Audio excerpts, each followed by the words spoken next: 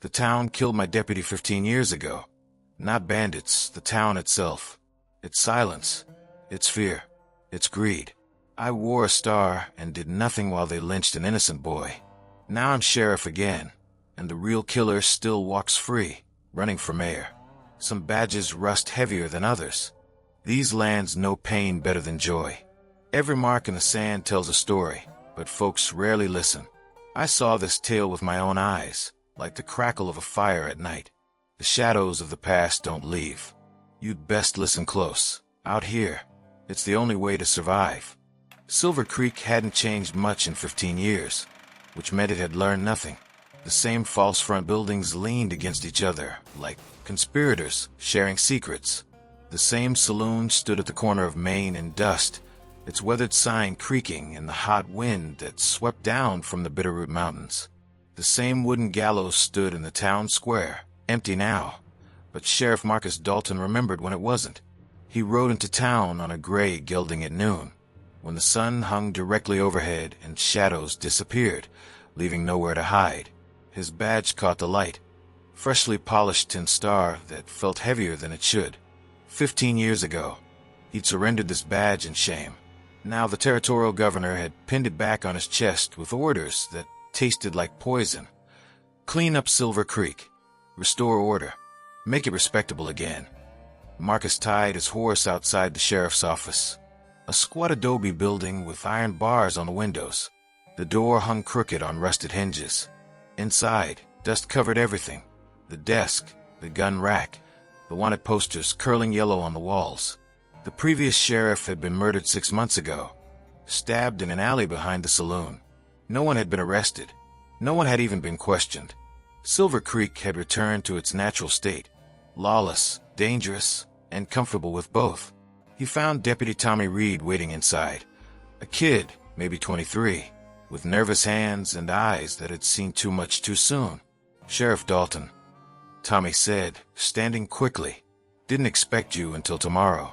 Town's been tense since they heard you were coming back." "Tense how?" Marcus set his saddlebag on the desk, dust rising like disturbed memories. "Folks remember what happened. With your deputy. With Billy Carver." Tommy's voice dropped to a whisper, as if saying the name too loud might summon ghosts. "Some say you're here for revenge. Others say you're here to make peace with your guilt. Nobody's sure which is more dangerous." Marcus unbuckled his gun belt, laid it on the desk.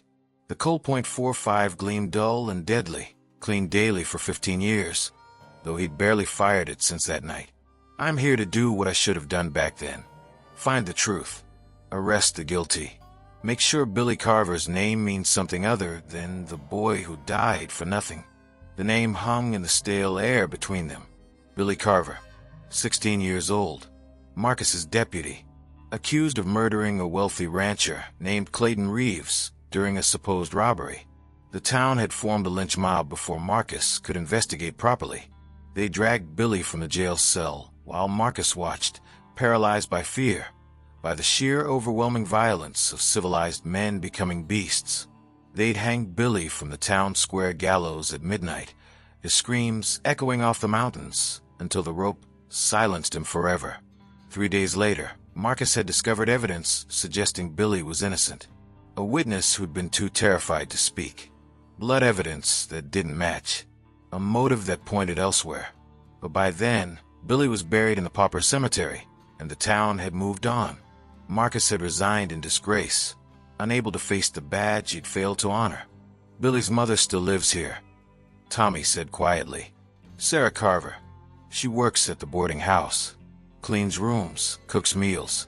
Every Sunday she visits his grave. Never misses. Folks say she's waiting for justice, but most figure she'll die waiting." "Not anymore," Marcus replied. The door burst open. A man entered, tall, broad-shouldered, wearing expensive clothes that screamed money and power.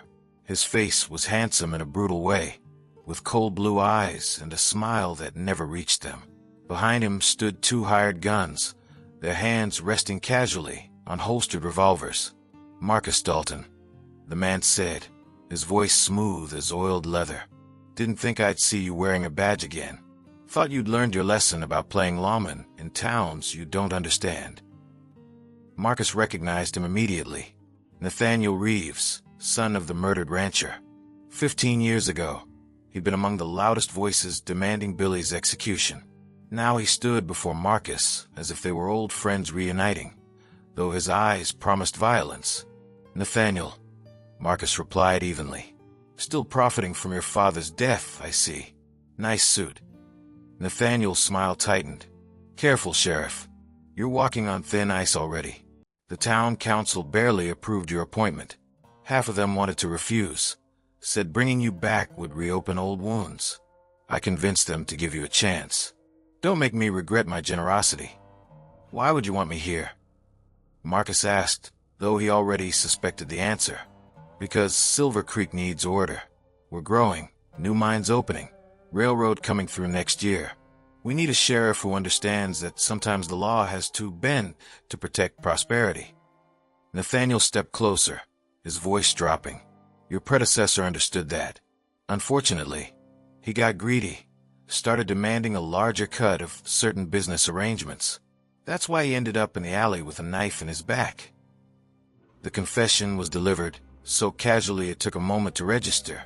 Marcus's hand moved toward his gun, but Nathaniel's men were faster, their revolvers clearing leather in a synchronized draw that spoke of professional violence.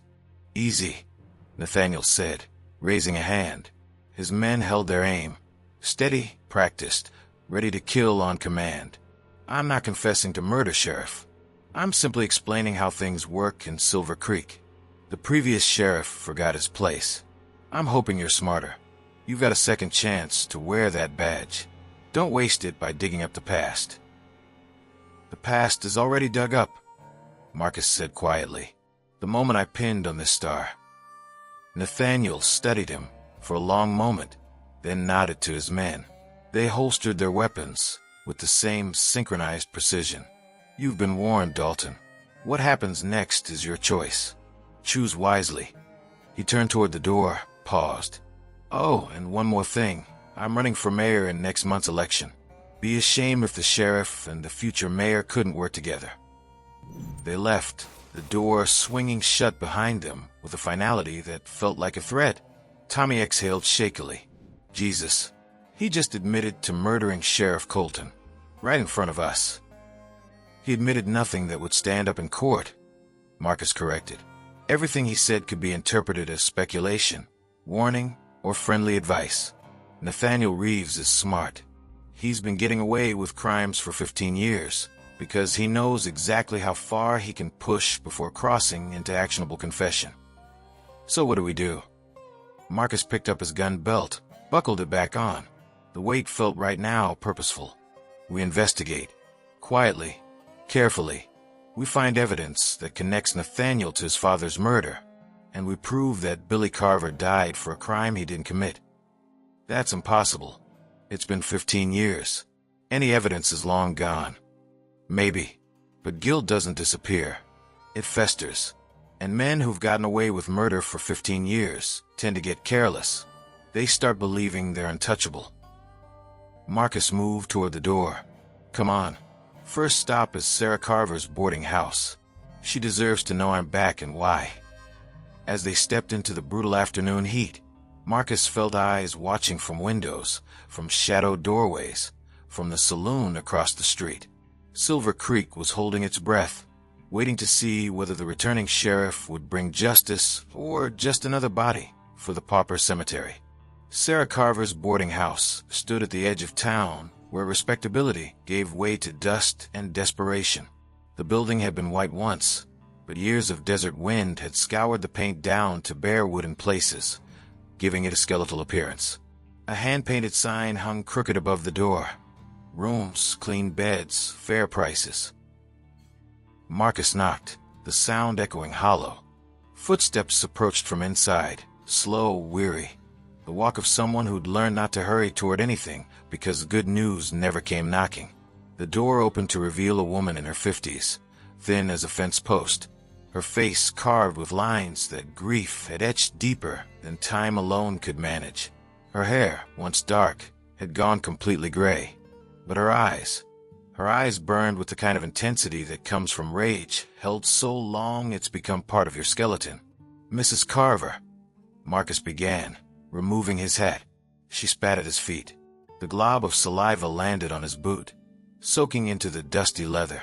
"Get off my property, Marcus Dalton. You've got no business here." "Ma'am, I need to talk to you about Billy."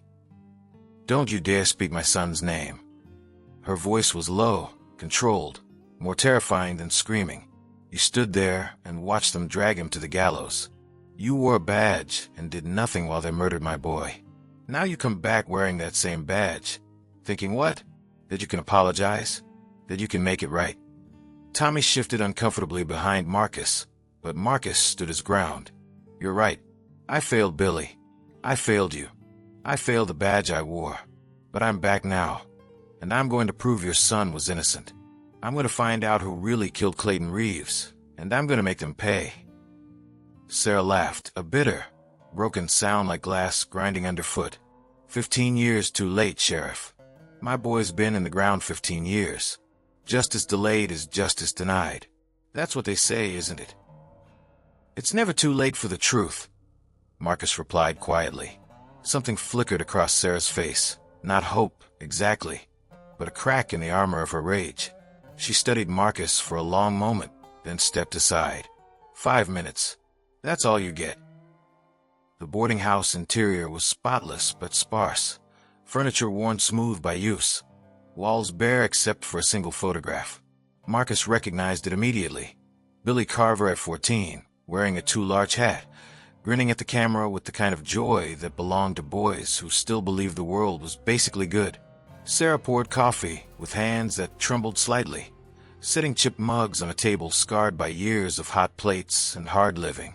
"What do you want to know?" "Everything you remember about the night Clayton Reeves died. Everything Billy told you before they arrested him." Sarah sat, wrapping her hands around her mug as if drawing warmth from it, despite the desert heat outside. "Billy came home late that night, maybe 10 o'clock. He was scared. Said he'd been riding patrol like you'd instructed, checking the ranches on the outskirts. When he got to the Reeves place, he found Clayton lying in the yard, shot twice in the chest. Billy dismounted to check if he was still alive.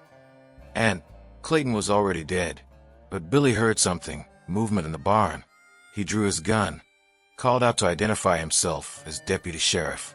That's when Nathaniel Reeves came running from the house, saw Billy standing over his father's body with a gun in his hand, and started screaming that Billy had murdered him."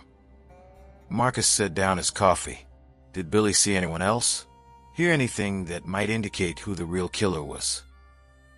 "He said he heard a horse riding away fast, heading toward the canyon. But by the time Nathaniel raised the alarm, half the town was there, and nobody cared what Billy had to say. They saw a deputy standing over a rich man's body, and that was enough." "What about the gun?" Tommy asked, speaking for the first time. "Billy's service revolver, was it fired that night?"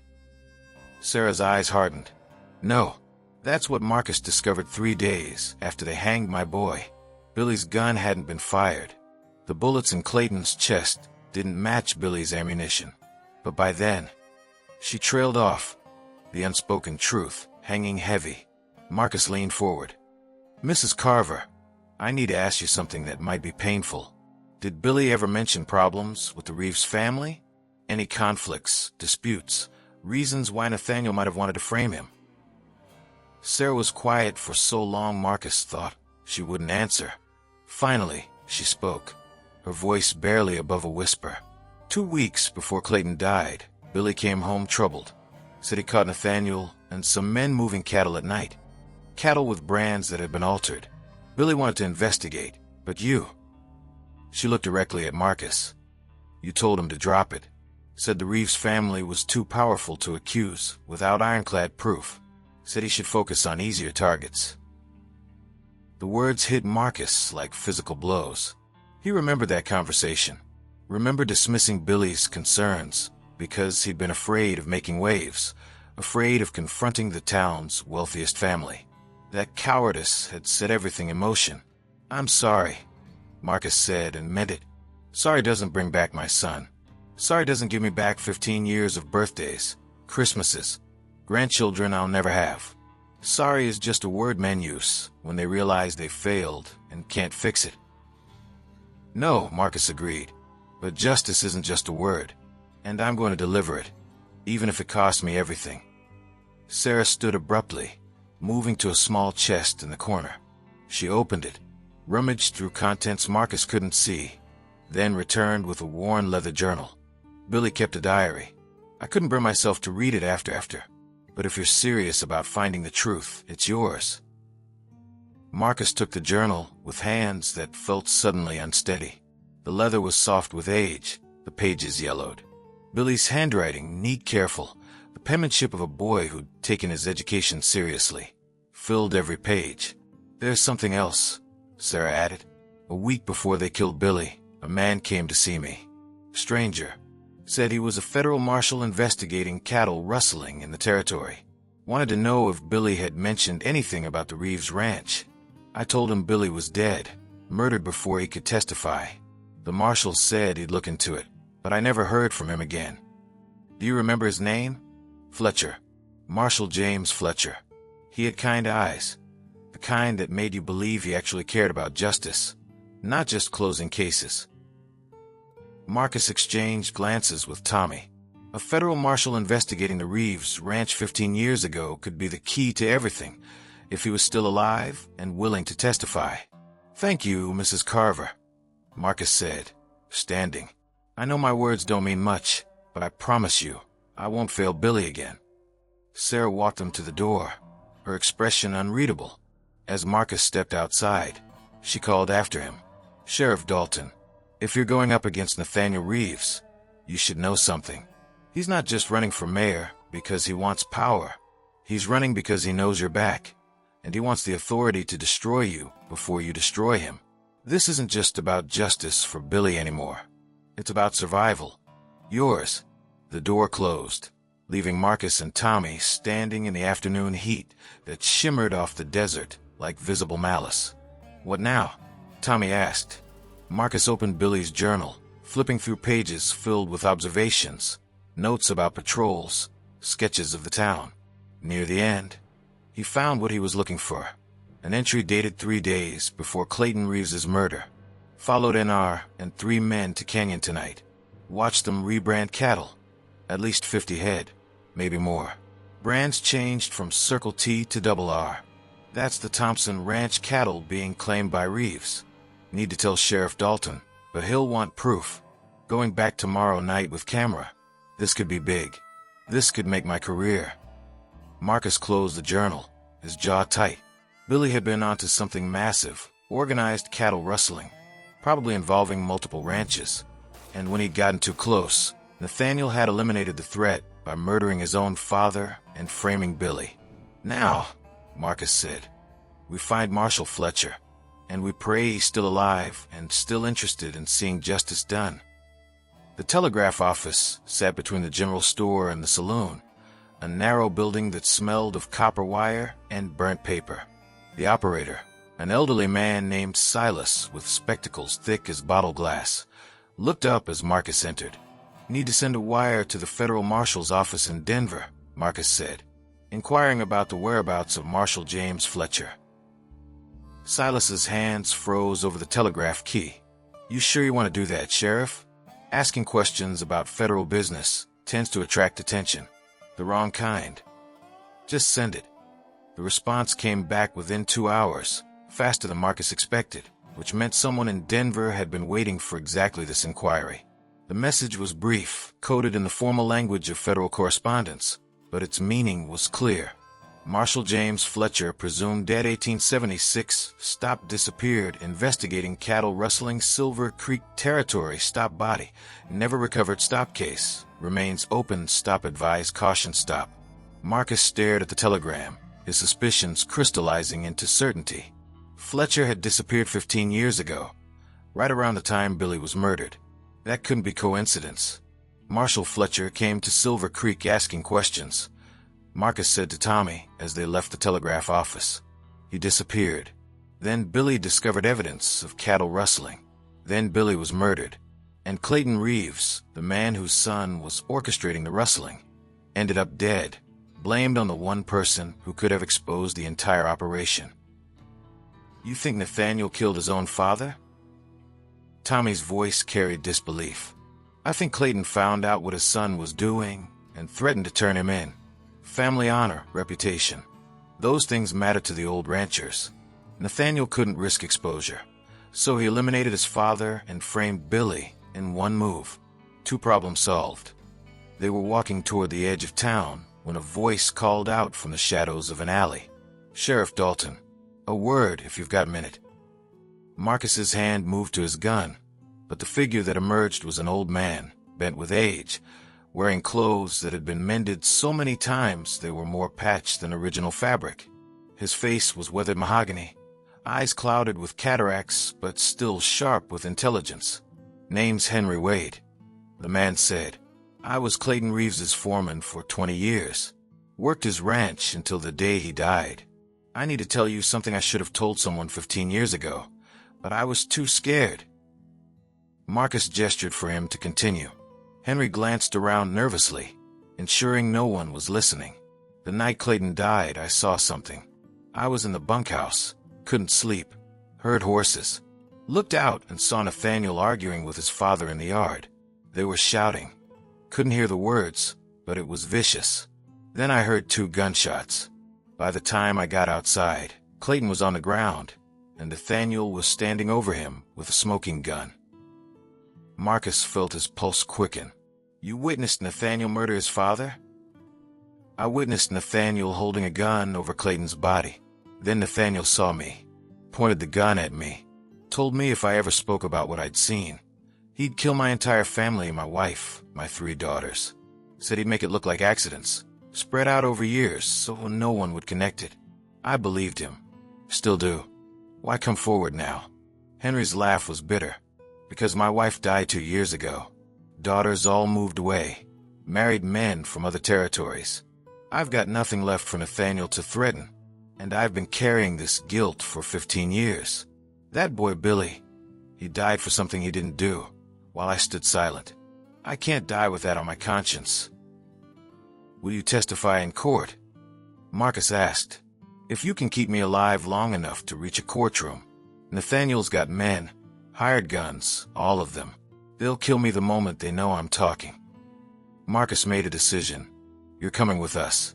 We'll keep you in protective custody at the jail until we can arrange a trial. But as they turned to leave the alley, they found their path blocked. 6 men stood in a semicircle, Nathaniel's hired guns, all wearing expressions that promised violence. In the center stood Nathaniel himself, his expensive suit somehow remaining immaculate, despite the dust swirling through the street. Henry, Nathaniel said softly, his voice carrying disappointment. After all these years, I thought we had an understanding. I thought you valued your family's safety. My family's beyond your reach now, Henry replied, his voice steadier than his hands. Nathaniel's smile was cold. Perhaps, but you're not. He gestured to his men. Gentlemen, I believe Mr. Wade is feeling unwell. He needs to be escorted home. For his own safety, of course. Marcus stepped forward, his hand resting on his gun. Henry Wade is under the protection of the sheriff's office. Anyone who touches him will be arrested for interfering with the federal investigation. Federal investigation? Nathaniel laughed. Sheriff, you're overreaching. You have no authority to. Actually, he does. A new voice interrupted. Everyone turned. A man approached from the far end of the street, tall, lean, wearing a long duster that concealed his weapons. On his chest gleamed a badge that caught the afternoon light. U.S. Marshal. Marshal Samuel Garrett. The man said, stopping beside Marcus. Denver office sent me when they received Sheriff Dalton's inquiry about Marshal Fletcher. Seems Silver Creek has some unfinished federal business that needs addressing. Nathaniel's composure cracked slightly. This is highly irregular. So is murdering federal marshals, Garrett replied calmly. So is cattle rustling across territorial lines. So is framing innocent deputies and lynching them before they can testify. I'd say irregular is Silver Creek's specialty. The tension stretched taut as wire. Nathaniel's hired guns looked to their employer for orders, but Nathaniel was calculating odds, weighing consequences. Finally, he stepped back. "This isn't over, Dalton," Nathaniel said. "Not by half." He turned and walked away, his men following. But Marcus knew this was only a temporary reprieve. The real confrontation was still coming. Marshal Garrett turned out to be exactly what Silver Creek needed. A lawman who couldn't be bought, intimidated, or distracted. Over the next 2 days, he and Marcus worked methodically, building their case against Nathaniel Reeves. They started with Billy's journal, documenting every entry about the cattle rustling operation. Then they interviewed Henry Wade extensively, recording his testimony and legal affidavits that Garrett would personally deliver to the territorial court. But the crucial piece was still missing: physical evidence connecting Nathaniel to the crimes. Witness testimony alone might not be enough to convict a man as wealthy and politically connected as Nathaniel Reeves. Billy wrote that he was going back to the canyon with a camera, Marcus said, studying the journal entry for the 100th time to document the cattle rustling. But he never got the chance. Clayton was murdered the next night. So either the camera never existed, Tommy suggested, or it's still out there somewhere. Garrett looked up from the paperwork he'd been reviewing. Where would a deputy hide evidence he thought might be dangerous? Marcus stood abruptly, understanding dawning. The old line shack, 20 miles north of here, up in the foothills. Billy and I used to use it as a way station during long patrols. He'd know it was secure, isolated. They rode out at dawn, Marcus, Garrett, and Tommy, leaving Henry Wade under guard at the jail. The journey took them through increasingly rugged terrain, the desert giving way to pine-covered slopes where the air smelled of resin and carried whispers of winter. The line shack appeared around noon, exactly where Marcus remembered it. A small log structure built against a rock face, camouflaged by trees and accessible only via a narrow trail. Inside, the shack was exactly as Marcus had left it 15 years ago. Supplies covered in dust, a cold stove, bunks with moth-eaten blankets. But hidden beneath the floorboards, right where Billy would have known to look, Marcus found a metal box. His hands trembled as he opened it. Inside lay a camera, and more importantly, glass plate negatives. 12 of them, each one carefully wrapped in cloth to protect from breakage. "We need to develop these," Garrett said, examining the plates carefully. "Find out if Billy actually captured what he thought he did." Back in Silver Creek, they converted the jail's back room into a makeshift darkroom. Marcus had learned basic photography during his time as a lawman, and he worked carefully, developing each plate under the dim red light. The images emerged like ghosts materializing from darkness. The first plate showed Nathaniel Reeves clearly, his face illuminated by moonlight, holding a branding iron. Around him, 4 other men worked on cattle, changing brands from Circle T to Double R. The second showed the same scene from a different angle, capturing not just Nathaniel, but also the distinctive landscape features of Thunder Canyon. Unmistakable, undeniable proof of location. By the time Marcus developed all 12 plates, they had comprehensive documentation of the cattle rustling operation. Dates, locations, participants, everything a prosecutor would need to file charges. "This is it," Garrett said, his voice carrying satisfaction. "Combined with Henry's testimony about Clayton's murder, we have enough to arrest Nathaniel and bring him to trial." But Tommy was looking out the window, his face pale. "Sheriff, we have a problem." Marcus joined him at the window. Outside, Silver Creek's main street was filling with men, at least 30 of them, all armed, all wearing expressions that promised violence. At their head stood Nathaniel Reeves, no longer wearing his expensive suit, but dressed for work in trail clothes and gun belt. "Looks like Nathaniel's done playing civilized," Garrett observed. The mob stopped in front of the jail. Nathaniel stepped forward, his voice carrying across the tense silence. "Marcus Dalton, I know what you found in that lined shack. I know you've been building a case against me. But here's the thing about small towns. They're loyal to their own. These men, they all work for me, directly or indirectly. They all depend on my money, my influence, my goodwill. And they're not going to let some disgraced sheriff and a federal interloper destroy the prosperity I've brought to Silver Creek. Marcus opened the jail door and stepped outside, Garrett and Tommy flanking him. He carried Billy's journal in one hand, the developed photographs in the other. "Nathaniel Reeves," Marcus called out, his voice steady despite his racing pulse. "You're under arrest for the murder of Clayton Reeves, the murder of Deputy Billy Carver, conspiracy in the death of Marshal James Fletcher, cattle rustling, and obstruction of justice. You have the right to." Nathaniel laughed. "You think you can arrest me? Look around, Dalton. You're outnumbered, outgunned, and in about 30 seconds, you're going to be dead." "Maybe," Marcus agreed. "But before I die, every person in this town is going to know the truth." He held up Billy's journal and the photographs, his voice carrying to every corner of the crowded street. 15 years ago, you all participated in a lynching. You murdered an innocent boy because you believed he killed Clayton Reeves. But Billy Carver didn't kill anyone. Nathaniel Reeves murdered his own father because Clayton discovered his son was stealing cattle across 3 territories. Billy had evidence, these photographs. He was going to expose Nathaniel. So Nathaniel framed him for murder, and you all helped him do it. Murmurs rippled through the crowd. Faces that had been certain now showed doubt. Marcus continued, louder now. "Some of you were there that night. You dragged Billy from this jail. You put the noose around his neck. You pulled the lever that dropped him through the gallows. You murdered a 16-year-old boy. And for 15 years, you've lived with that guilt, telling yourselves it was justice, but it was murder. And now you have a choice. Help compound that crime by killing us, or step aside and let real justice be done." The silence that followed felt like the moment between lightning and thunder. Then, from the back of the crowd, someone spoke. "I was there that night. I pulled that lever." An older man stepped forward, his face streaked with tears. "I've seen Billy's face every night in my dreams for 15 years. If there's a chance he was innocent, we need to know the truth." Others began to nod, to murmur agreement.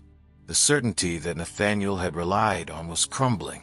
Nathaniel saw it happening and made his move. His hand dropped to his gun, drawing with practiced speed.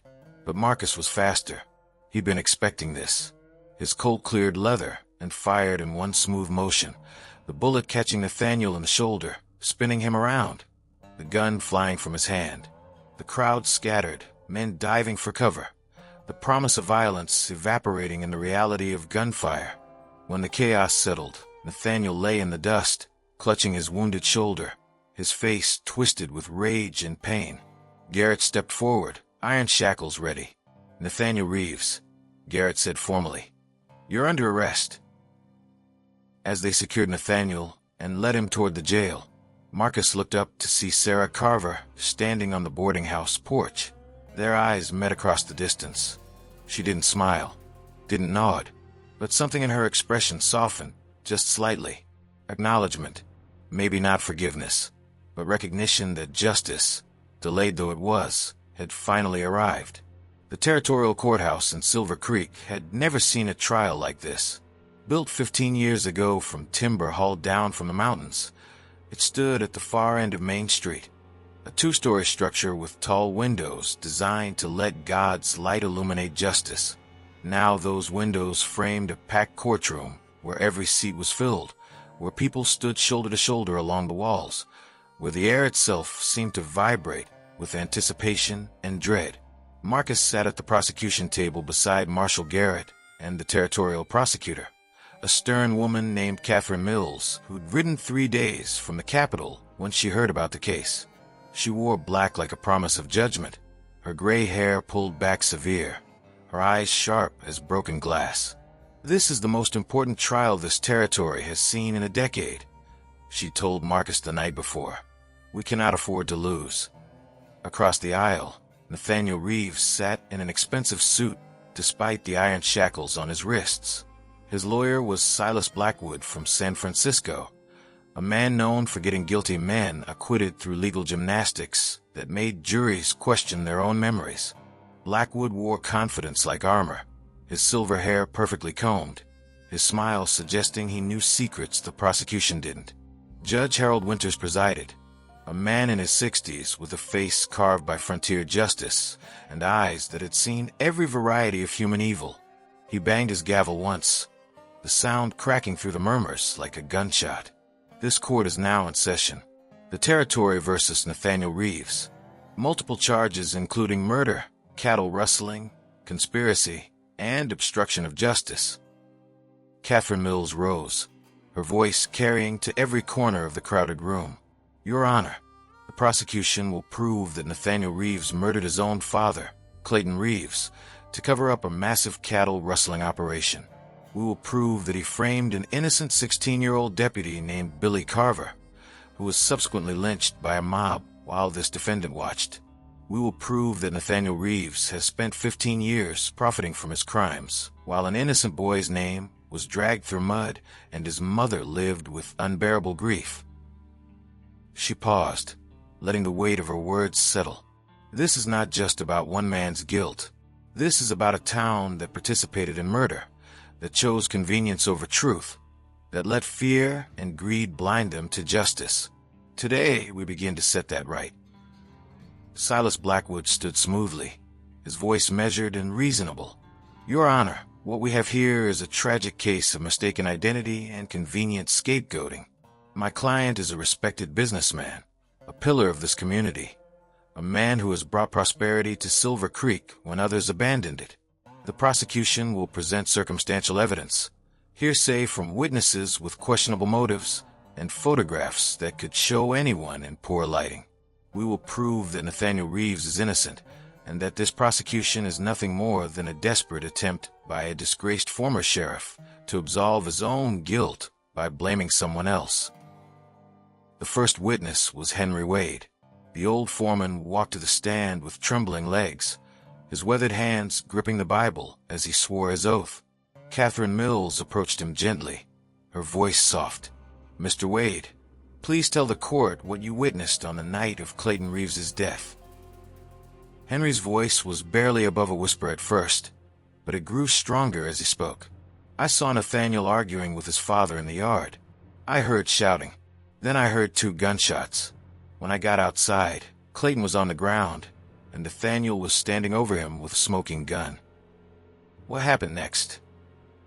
Nathaniel saw me, pointed the gun at me, told me if I ever spoke about what I'd seen, he'd kill my family, my wife, my 3 daughters, said he'd make it look like accidents. Blackwood rose for cross-examination, his smile predatory. Mr. Wade, isn't it true that you were terminated from your position at the Reeves Ranch 2 years after Clayton's death? I quit. After Nathaniel refused to give you a raise, correct? After he told you your work was substandard. Henry's jaw tightened. That's not how it happened. Isn't it possible, Mr. Wade, that your testimony today is motivated by 15 years of resentment? That you're fabricating this story to punish the man who wounded your pride? I'm telling the truth, Henry said firmly. I've lived with this guilt for 15 years. I watched an innocent boy hang because I was too much a coward to speak up. I won't be a coward anymore. The courtroom erupted in murmurs. Judge Winters banged his gavel. Order. Next came Sarah Carver. She walked to the stand with her head held high, her gray hair like a crown of suffering. When Catherine Mills asked her to describe her son, Sarah's voice broke only once. Billy was good, kind. He believed in justice, believed that wearing a badge meant something. He died believing the law would protect him. That truth mattered. He was wrong. Tell us what Billy said to you the night he was arrested. He said he'd found Clayton Reeves dead. Said he'd heard someone riding away toward the canyon. Said he was going to find out who really did it. But they never gave him the chance. Blackwood's cross-examination was brief, but cutting. Mrs. Carver, isn't it true that you've spent 15 years blaming everyone in this town for your son's death? That you've become bitter, obsessed with finding someone to punish? Sarah's eyes blazed. My son was murdered by a mob while the sheriff watched. I haven't become bitter, Mr. Blackwood. I've become truthful. There's a difference. Then came the photographs. Catherine Mills set up a display board, mounting the 12 glass plate images Billy had taken. Even in the courtroom's natural light, they were damning. Nathaniel's face clearly visible, the branding irons in his hands, the cattle with altered brands, the distinctive rock formations of Thunder Canyon in the background. These photographs were taken by Deputy Billy Carver 3 days before Clayton Reeves's murder, Mills explained. They document a massive cattle rustling operation. Cattle stolen from at least 3 ranches, brands altered, the stolen livestock integrated into the Reeves herd. Billy was building a case. When Nathaniel discovered this, he had to act. He murdered his father and framed Billy in a single stroke, eliminating both threats. Blackwood objected. Speculation, Your Honor. There's no proof that my client knew about these photographs or that they motivated any alleged crime. Overruled, Judge Winters said. The jury will consider the photographs as evidence and draw their own conclusions about motive. Marshal Garrett testified about his investigation, about the pattern of cattle disappearances across 3 territories, about how everything pointed back to the Reeves Ranch. He testified about Marshal Fletcher's disappearance 15 years ago, about how Fletcher had been investigating the same crimes Billy uncovered. We found Fletcher's badge and personal effects buried in a ravine 5 miles from the Reeves Ranch, Garrett said. He'd been shot 3 times in the back, murdered while investigating cattle rustling, just like Billy Carver was murdered before he could testify. Tommy Reed testified about the night Marcus returned to Silver Creek, about Nathaniel's thinly veiled threats, about the attempted intimidation. He told Sheriff Dalton that the previous sheriff had been killed for demanding a bigger cut of certain business arrangements. He said it casual, like he was discussing the weather, but we all knew what he meant. Finally, Marcus himself took the stand. Catherine Mills led him through the events of 15 years ago, his failure to protect Billy, his discovery of evidence proving Billy's innocence after the lynching, his resignation in disgrace. Sheriff Dalton, why did you come back to Silver Creek? Marcus looked at Nathaniel, then at Sarah Carver in the gallery, then at the packed courtroom. Because Billy Carver deserved better than he got. Because justice delayed is still justice. Because I wore a badge and failed to honor it, and I needed to make that right, even if it was 15 years too late. Blackwood's cross-examination was savage. Isn't it true, Mr. Dalton, that you're a failed lawman who abandoned his post? That you've spent 15 years nursing guilt and looking for someone to blame? That this entire prosecution is about absolving your own cowardice? Marcus met his eyes. Yes, I'm a failed lawman. Yes, I abandoned my post. Yes, I've nursed guilt for 15 years. But those facts don't change the evidence. They don't change the photographs. They don't change Henry Wade's testimony. They don't change the fact that Nathaniel Reeves murdered his father and an innocent boy to protect his criminal enterprise. The closing arguments came as afternoon light slanted through the tall windows, painting the courtroom in gold and shadow. Catherine Mills spoke with quiet intensity, weaving together testimony and evidence into an undeniable narrative of guilt. Blackwood countered with doubt, with questions about witness reliability, with appeals to Nathaniel's standing in the community. The jury deliberated for 6 hours. When they returned, the foreman was a rancher named Thomas Mackenzie, a man who'd known Clayton Reeves, who'd employed Billy Carver occasionally, who'd lived in Silver Creek through all 15 years of lies. Judge Winters looked at him. Has the jury reached a verdict? We have, Your Honor. On the charge of murdering Clayton Reeves, how do you find? Thomas Mackenzie's voice was steady. Guilty. On the charge of conspiracy in the death of Billy Carver? Guilty. On the charge of cattle rustling? Guilty. On the charge of conspiracy in the death of Marshal James Fletcher? Guilty. The courtroom exploded. Some people cheered. Others wept. Sarah Carver sat motionless, tears streaming down her face. 15 years of grief finally acknowledged. Nathaniel Reeves showed no emotion. He simply stared straight ahead as the judge pronounced sentence. Nathaniel Reeves, you have been found guilty of multiple murders and conspiracy. This court sentences you to hang by the neck until dead. Sentence to be carried out 1 week from today. As the bailiffs led Nathaniel away in chains, he looked at Marcus, His expression held no remorse, no fear, only cold calculation. You think this changes anything, Dalton? You think one trial erases what this town did? They're all guilty. Every person in this courtroom participated in Billy's murder. You can hang me, but their guilt remains. Marcus didn't respond, because Nathaniel was right. The trial had brought justice, but it couldn't erase the past. It couldn't bring Billy back. It couldn't restore the 15 years Sarah had lost. But it was a beginning, and sometimes that was enough. The week before Nathaniel's execution moved slowly, like the desert heat that pressed down on Silver Creek with suffocating weight. Marcus spent most of it in the sheriff's office, processing paperwork, coordinating with Marshal Garrett, trying to bring order to a town that was learning to live with its guilt. On the fourth day, Sarah Carver came to see him. She stood in the doorway of the office, the afternoon light behind her making her seem translucent, ghostly. "Sheriff Dalton, may I speak with you?" Marcus gestured to a chair. She sat, her hands folded in her lap, her expression unreadable. "I wanted to thank you," she said quietly, "for coming back, for fighting for Billy when no one else would, for making sure his name means something other than shame." "I should have fought for him 15 years ago," Marcus replied. "I should have stood between him and that mob.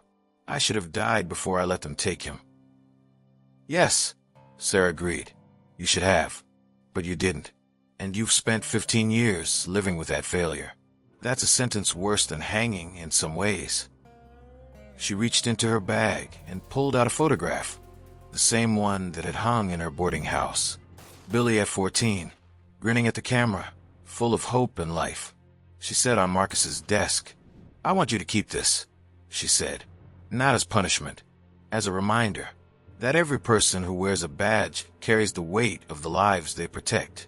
That failure is always possible, but so is redemption." Billy believed in second chances. He would have wanted you to have one. Marcus picked up the photograph, his throat tight. "What will you do now? After the execution?" Sarah was quiet for a long moment. "I'm leaving Silver Creek. There's nothing for me here anymore. My sister lives in Oregon. She's been asking me to come for years. I think it's time. I've spent 15 years holding on to grief. Maybe it's time to let go." "Billy would want that," Marcus said. "Would he?" Sarah's smile was sad. "I don't know. But I want it, and that's enough. Grief is like a stone you carry. Eventually, you have to set it down, or it crushes you." She stood, moved toward the door, then paused. "One more thing, Sheriff. This town participated in a lynching. They murdered my son because they were afraid, because they were greedy, because it was easier than demanding proof. You can't let them forget that. You can't let Silver Creek pretend this was just Nathaniel's crime. They're all guilty in their way. Make sure they remember." The execution was scheduled for dawn on the 7th day. The town square filled with people, some come to witness justice, others drawn by morbid curiosity, still others needing closure on 15 years of festering guilt. Marcus stood beside the gallows as they led Nathaniel up the steps. The condemned man wore a plain shirt and trousers, his hands bound behind his back, his face showing the first cracks in his composure. The same gallows where Billy had died now waited for his murderer. Judge Winters read the sentence formally. "Nathaniel Reeves, you have been convicted of murder and conspiracy. The sentence is death by hanging. Do you have any final words?" Nathaniel looked out at the crowd, his eyes moving from face to face. When he spoke, his voice carried across the square with terrible clarity. "You all think you're better than me. Think you're righteous because you voted guilty. But you're the ones who murdered Billy Carver. You're the ones who dragged him from his cell. You're the ones who put the noose around his neck. I may hang today, but you'll live with that guilt forever. Sleep well, Silver Creek. The ghosts won't let you." The trapdoor opened. Nathaniel dropped. The rope went taut with a sound like a branch breaking. His body swung once, twice, then went still.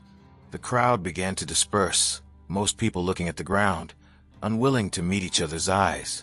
Sarah Carver stood at the edge of the square, watching. When the crowd had mostly cleared, she approached the gallows. She looked up at Nathaniel's body, then at Marcus. Is it over now? Is it finished? Marcus thought about Billy's journal still locked in his desk, about the photographs that proved innocence came too late, about 15 years of a mother's grief and a town's complicity, about his own failure that he'd carry until the day he died. No, he said honestly, it's not finished. Justice was served, but that doesn't erase what happened. Billy's still dead. Those 15 years are still gone. The town's guilt remains. Then what was the point? Sarah asked, her voice breaking. What was the point of any of this if it doesn't bring him back? Marcus looked at the photograph she'd given him, now folded in his pocket. The point is that truth matters. That even when justice comes too late, it still matters. That Billy Carver was innocent, and now everyone knows it. His name is cleared. His memory is honored. That's not nothing. Sarah nodded slowly. She reached out and touched the gallows timber, her fingers tracing the wood where the rope had been tied. Goodbye, Billy, she whispered. I'm going to Oregon now. I'm going to learn how to live without grief crushing me every day. I hope you understand. She turned and walked away, her back straight, her step sure. Marcus watched her go, knowing he'd probably never see her again. The following week, Marcus called a town meeting in the courthouse. Every seat was filled, and people lined the walls, waiting to hear what the sheriff had to say. Marcus stood at the front, his badge catching the light. He held Billy's photograph in one hand. 15 years ago, this town committed murder, he said bluntly. You formed a mob. You dragged an innocent boy from his cell. You hanged him without trial, without evidence, without mercy. Nathaniel Reeves orchestrated it, but you executed it. And you've spent 15 years telling yourselves it was justice. The room was silent, uncomfortable. People shifted in their seats, but no one left. I'm not here to prosecute you, Marcus continued. The law doesn't have a mechanism to punish a mob after 15 years. But I am here to make sure you remember, that you teach your children what happened, that you never, ever let fear and greed and convenience override truth again. He held up the photograph. Billy Carver was 16 years old. He wore a badge and believed in justice. This town betrayed him. This town murdered him. And if you want to call yourself civilized, if you want Silver Creek to be more than just another violent corner of the frontier, you need to remember that. Every day. Forever. He set the photograph on the judge's bench, propped against a book so everyone could see Billy's young, hopeful face. I'm donating my salary this month to commission a monument. It will stand in the town square, and it will have Billy's name on it. It will say he was a deputy who died seeking truth. And every person who walks past it will have to remember what this town did. Marcus looked around the room, meeting eyes, holding gazes. You can't undo the past, but you can choose what kind of future you build. Choose wisely. 3 months later, the monument was unveiled, a simple stone marker with Billy's name, his dates, and the words, Deputy Billy Carver, murdered while seeking justice, never forgotten. Sarah Carver didn't attend the ceremony. She was in Oregon by then, starting over, but she sent a letter that Marcus read aloud to the gathered crowd. My son believed that people were fundamentally good, that given a choice between right and wrong, most would choose right. Silver Creek proved him wrong in the worst possible way. But Sheriff Dalton has given me a gift. The knowledge that even when justice comes too late, even when the guilty have prospered for years, truth still matters. Billy's name is cleared. His memory is honored. And that's more than I had 3 months ago. It's not enough. It will never be enough. But it's something. And sometimes, something is all we get. Marcus folded the letter and placed it in Billy's journal, which he kept locked in his desk. Every morning, he'd take it out and read a few pages. Billy's observations about the town, his hopes for the future, his belief in justice. It kept Marcus honest, kept him sharp, kept him remembering that every badge carries weight, and every failure has consequences that ripple through years and lives. Tommy Reed approached him one evening as Marcus was locking up the office. Sheriff, do you think Silver Creek has learned its lesson? Marcus looked toward the town square, where the monument stood silhouetted against the sunset. I don't know. people forget. They tell themselves comfortable lies. They let time erode guilt until it's just a story they heard once. But as long as I'm wearing this badge, they'll be reminded. Every day. That's all I can do. Is it enough? Tommy asked. Marcus thought about Billy's photograph in his pocket, about Sarah Carver learning to live without grief, about Nathaniel Reeves swinging from the gallows, about 15 years of failure that couldn't be erased, only acknowledged. It has to be, he said finally, because it's all I've got. The sun set over Silver Creek, painting the desert in shades of blood and gold. The monument cast a long shadow across the town square, a shadow that would return every evening, a reminder that some debts can never be fully paid, but must be acknowledged nonetheless. Marcus Dalton walked home through the gathering dark, his badge heavy on his chest, Billy's photograph heavy in his pocket, and the weight of 15 years heavy on his soul. But he walked with his head up, because he'd done what he came to do. He'd brought justice to Billy Carver, even if it came too late.